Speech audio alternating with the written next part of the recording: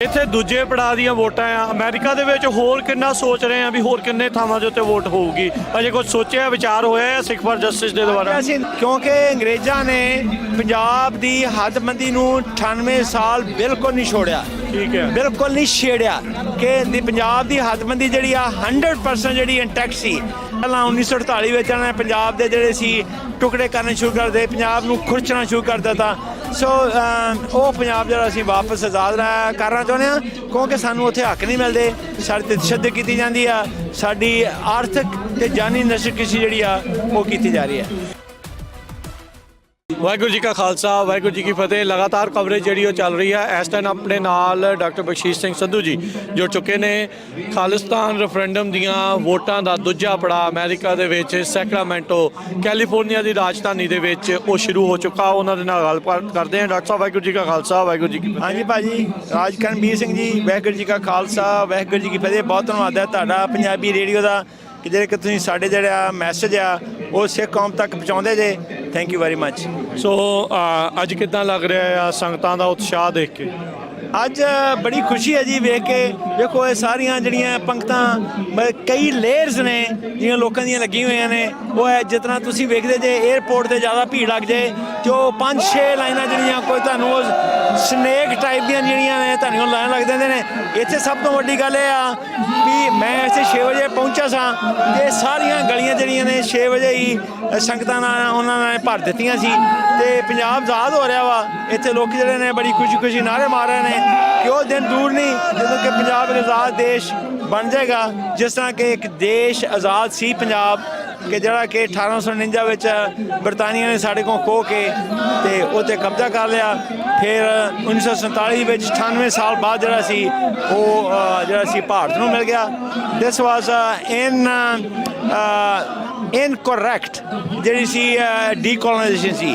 ਦਿਸ ਵਾਸ illegal ਡੀਕੋਲੋਨਾਈਜੇਸ਼ਨ। ਹੋਣਾ ਇਹ ਚਾਹੀਦਾ ਸੀ ਵੀ ਜਿਹੜਾ ਪੰਜਾਬ ਦਾ ਦੇਸ਼ ਸੀ ਉਹ ਪੰਜਾਬ ਫਿਰ ਬਣ ਜਾਂਦਾ, ਕਿਉਂਕਿ ਅੰਗਰੇਜ਼ਾਂ ਨੇ ਪੰਜਾਬ ਦੀ ਹੱਦਬੰਦੀ ਨੂੰ 98 ਸਾਲ ਬਿਲਕੁਲ ਨਹੀਂ ਛੋੜਿਆ। ਠੀਕ ਹੈ, ਬਿਲਕੁਲ ਨਹੀਂ ਛੇੜਿਆ ਕਿ ਪੰਜਾਬ ਦੀ ਹੱਦਬੰਦੀ ਜਿਹੜੀ ਆ 100% ਜਿਹੜੀ ਇੰਟੈਕਟ ਸੀ।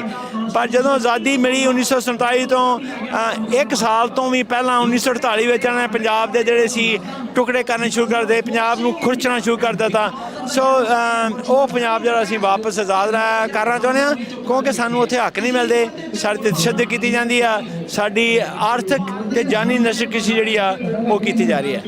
ਡਾਕਟਰ ਸਾਹਿਬ ਅੱਜ ਕੌਮੀ ਸ਼ਹੀਦ ਜਿਹੜੇ ਜਥੇਦਾਰ ਗੁਰਦੇਵ ਸਿੰਘ ਜੀ ਕੌਂਕੇ ਉਹਨਾਂ ਨੂੰ ਕੌਮੀ ਸ਼ਹੀਦ ਇੱਥੇ ਜਿਹੜਾ ਉਹ ਐਲਾਨਿਆ ਗਿਆ ਆ। ਸੋ ਉਹਨਾਂ ਦੇ ਪਰਿਵਾਰ ਨੂੰ ਵੀ ਸਨਮਾਨਿਤ ਕੀਤਾ ਹੈ। ਸੋ ਇਹ ਅੱਜ ਦਾ ਸੈਂਟਰ ਵੀ ਉਹਨਾਂ ਦੇ ਨਾਮ ਦੇ ਉੱਤੇ ਰੱਖਿਆ ਗਿਆ ਹੈ। ਦੇਖੋ ਜੀ, ਕੋਈ ਵੀ ਜਿਹੜੀ ਕੌਮ ਆ ਉਹ ਆਪਣੇ ਸ਼ਹੀਦਾਂ ਦੀ ਜਿਹੜੀ ਸ਼ਹੀਦੀ ਆ ਜੋ ਉਹਨੂੰ ਸਮਰਪਿਤ ਹੋਣੀ ਚਾਹੀਦੀ ਆ। ਸਿੱਖ ਕੌਮ ਆਪਣੇ ਸ਼ਹੀਦਾਂ ਦਾ ਬਹੁਤ ਮਾਣ ਕਰਦੀ ਆ। ਇਹ ਸੈਂਟਰ ਇਸ ਕਰਕੇ ਰੱਖਿਆ ਗਿਆ ਵਾ ਕਿ ਭਾਈ ਗੁਰਦੇਵ ਸਿੰਘ ਕੌਂਕੇ ਨੂੰ 1986 ਵਿੱਚ ਦਰਬਾਰ ਸਾਹਿਬ ਵਿਖੇ ਸਰਬੱਤ ਖਾਲਸਾ ਵੱਲੋਂ ਉਹਨਾਂ ਨੂੰ ਜਥੇਦਾਰ ਜਿਹੜਾ ਸੀ ਥਾਪਿਆ ਗਿਆ ਸੀ। ਪਰ ਹਿੰਦੁਸਤਾਨ ਦੀ ਸਰਕਾਰ ਨੇ ਕਿਉਂਕਿ ਉਹ ਸਿੱਖਾਂ ਵਾਸਤੇ ਹੱਕ ਮੰਗਦੇ ਸਨ, ਉਹਨਾਂ 'ਤੇ ਅਤਿਅੰਤ ਅਤਿਆਚਾਰ ਕਰਕੇ ਖੋ ਕੇ ਉਹਨਾਂ ਨੂੰ ਸ਼ਹੀਦ ਕੀਤਾ। ਪਰ ਅੱਜ ਅਸੀਂ ਉਹਨਾਂ ਨੂੰ ਵੇਖੋ ਸਨਮਾਨਿਤ ਦੇ ਰਹੇ ਹਾਂ। ਪਰ ਇਹ ਵੀ ਲੋਕਾਂ ਨੂੰ ਕਹਿ ਰਹੇ ਹਾਂ ਕਿ ਜੇ ਆਪਣੇ ਜਥੇਦਾਰ ਸ਼ਹੀਦ ਗੁਰਦੇਵ ਸਿੰਘ ਕੌਂਕੇ ਦਾ ਆਪਾਂ ਇਨਸਾਫ ਲੈਣਾ ਵਾ ਤੇ ਉਹਦਾ ਇੱਕੋ ਇੱਕ ਤਰੀਕਾ ਵਾ ਕਿ ਪੰਜਾਬ ਦੀ ਆਜ਼ਾਦੀ। ਤੇ ਇਸ ਕਰਕੇ ਲੋਕ ਜਿਹੜੇ ਨੇ ਇਹ ਵੀ ਬੜੇ ਸੋ ਖੁਸ਼ ਨੇ ਕਿ ਕੌਂਕੇ ਸਾਹਿਬ ਜਿਨ੍ਹਾਂ ਨੂੰ ਅਜੇ ਤੱਕ ਸ਼ਹੀਦ ਦੇ ਤੌਰ 'ਤੇ ਮਾਨਤਾ ਨਹੀਂ ਮਿਲੀ, ਅੱਜ ਅਸੀਂ ਆਫੀਸ਼ੀਅਲੀ ਮਾਨਤਾ ਦੇਤੀ ਆ। ਤੇ ਨਾਲ ਇੱਥੇ ਕਿ ਜਿਸ ਤਰ੍ਹਾਂ ਸਰਬੱਤ ਖਾਲਸੇ ਵਰਗਾ ਇਕੱਠ ਹੋਇਆ ਵਾ, ਇੱਥੋਂ ਅਸੀਂ ਬੇਨਤੀ ਕੀਤੀ ਹੈ ਸਟੇਜ ਤੋਂ, ਮੈਂ ਖੁਦ ਬੇਨਤੀ ਕੀਤੀ ਆ ਕਿ ਅਕਾਲ ਤਖ਼ਤ ਦੇ ਮੌਜੂਦਾ ਜਥੇਦਾਰ ਜਿਹੜੇ ਨੇ ਗਿਆਨੀ ਰਘਬੀਰ ਸਿੰਘ ਤੇ SGPC ਜਿਹੜੀ ਆ ਉਹਨਾਂ ਨੂੰ ਉੱਥੇ ਸਰਬੱਤ ਖਾਲਸੇ ਵੱਲੋਂ ਕੌਮੀ ਸ਼ਹੀਦ ਐਲਾਨਿਆ ਜਾਏ।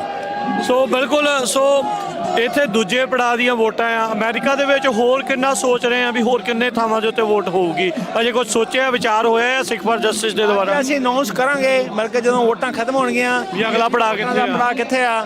ਪਰ ਤੁਹਾਨੂੰ ਪਤਾ ਵੀ ਜਦੋਂ ਵੋਟਾਂ ਪੈਂਦੀਆਂ ਇੱਕ ਸੈਂਟਰ ਦੇ ਵਿੱਚ ਇਹ ਤਾਂ ਹੈ ਨਹੀਂ ਵੀ ਸਾਡੇ ਕੋਲ ਸਿਸਟਮ ਇਨਫਰਾਸਟਰਕਚਰ ਨਹੀਂ ਹੈਗਾ, ਸਾਨੂੰ ਇਨਫਰਾਸਟਰਕਚਰ ਤਿਆਰ ਕਰਨਾ ਪੈਂਦਾ, ਸੈਂਟਰ ਲਾਉਣਾ ਪੈਂਦਾ। ਵੇਖੋ ਕਿ ਕਿ ਇੱਥੇ ਕਿੰਨੇ ਟੈਂਟ ਲੱਗੇ ਹੋਏ ਨੇ 3 ਦਿਨ ਦੀਆਂ ਤਿਆਰੀਆਂ ਹੋਈਆਂ ਨੇ ਇਹ ਬੈਰੀਕੇਡ ਲੱਗੇ ਹੋਏ ਨੇ ਪੁਲਿਸ ਨਾਲ ਗੱਲਬਾਤ security system food the it takes lot of time ਲੋਕਾਂ ਦੇ ਤੱਕ ਆਪਣਾ ਮੈਸੇਜ ਭੇਜਣਾ ਕਿ ਤੁਸੀਂ ਆਓ it takes almost 3 months to create a center and make it effective ਜਿਸ ਕਰਕੇ ਥੋੜੀ ਦੇਰ ਲੱਗ ਰਹੀ ਆ ਵੀ ਅੰਡਰਸਟੈਂਡ ਕਿ ਕਈ ਲੋਕ ਬੜੇ ਉਤਸ਼ਾਹਤ ਨੇ ਵੀ ਛੇਤੀ ਉਹਨਾਂ ਦੇ ਸ਼ਹਿਰ ਵੋਟਾਂ ਪੈਣ ਪਰ ਅਸੀਂ ਜਦੋਂ ਕਿ ਅੱਜ ਖਤਮ ਹੋਏਗਾ ਵੋਟਿੰਗ ਦਾ ਸਿਸਟਮ ਉਸ ਤੋਂ ਬਾਅਦ ਸਟੇਜ ਤੋਂ ਅਨਾਉਂਸ ਕੀਤਾ ਜਾਏਗਾ 5 ਵਜੇ ਤੱਕ ਵੋਟਿੰਗ ਵੋਟਾਂ 5 ਵਜੇ ਤੱਕ ਹਾਂਜੀ ਠੀਕ ਹੈ ਧੰਨਵਾਦ ਡਾਕਟਰ ਸਾਹਿਬ ਮਿਹਰਬਾਨੀ Bhai Sahib ji thank you very much